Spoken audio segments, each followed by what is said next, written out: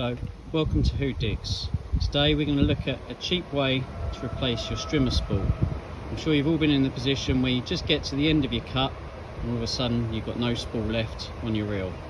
Don't worry, what we can use, cable ties.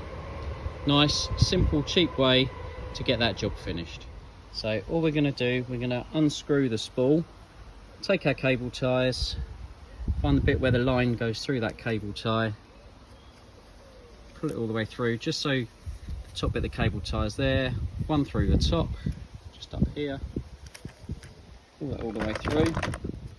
Now we have our replacement strimmer line. What I'll do is I'll put this part back on and we'll give it a go. And there we have our new strimmer line, all fixed, ready to go cut that grass.